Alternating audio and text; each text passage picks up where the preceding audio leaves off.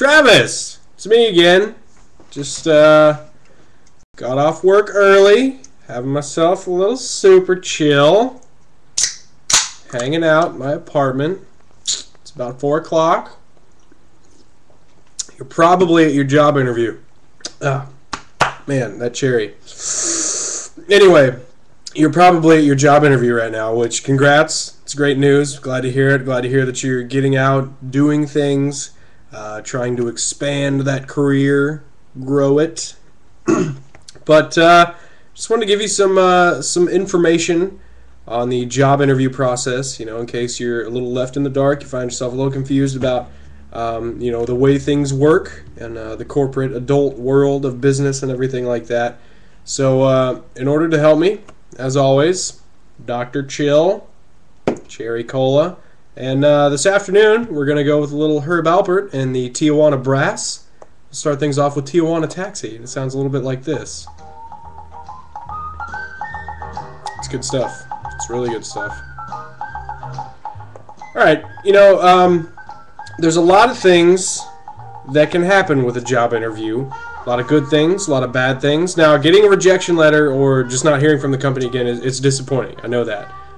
Bad interviews happen all the time. Job candidates at some point have to figure out how to find success in the future, and that's key. That's a key thing.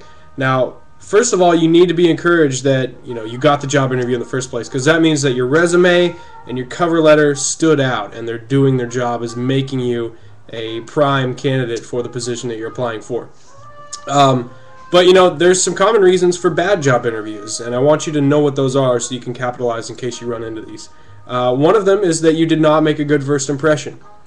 First impressions are critical in job interviews. They set the tone for the entire interview.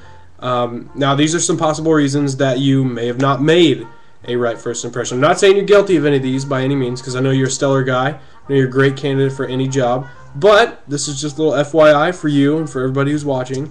One of the reasons is maybe you arrived late for the interview. This is a bad start, and it's very difficult to recover from this. But in California, you may be able to get away with a good excuse, a proper excuse like, ran into my blow dealer, we got to talking some business, we got to catching up on the good times, reminiscing about the glory days, as the boss would put it.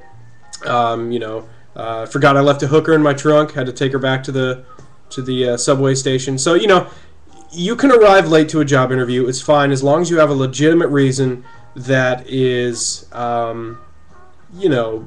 relatable to the area that you're in geographically. Maybe you didn't greet the interview properly, the person that's interviewing you. Firm handshake, always good. Addressing them by the first name. You don't want to call Mr. Carl Thompson Mr. Thomas Carlson. That's not good. Good eye contact. Essential, key, crucial to the job interview. Now, if you want to look at the floor the whole time, like maybe there's some really cool carpet in the office, go for it. I mean, that's obviously why it's there, is for you to look at. Some people may say that you came across as unfocused or inattentive. You want to make sure that you listen carefully to the questions that you're asked, unless they're stupid. Like if they ask you, if you could be any animal in the world, what would you be and why? You don't really have to pay attention to that question, because the answer should always be an osprey. If you don't know what an osprey is, look it up. Google it. It's an interesting animal, and that'll really leave them doing this at your answer. So that means you've done a good job there.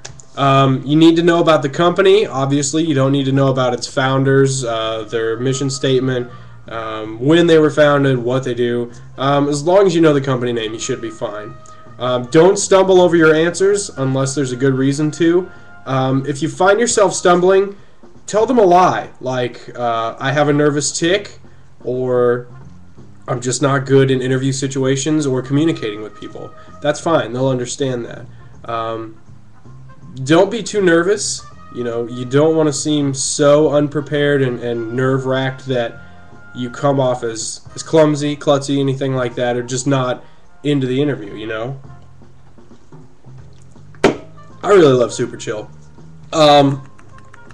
Basically, you want to make sure that you give a good impression without giving too good of an impression.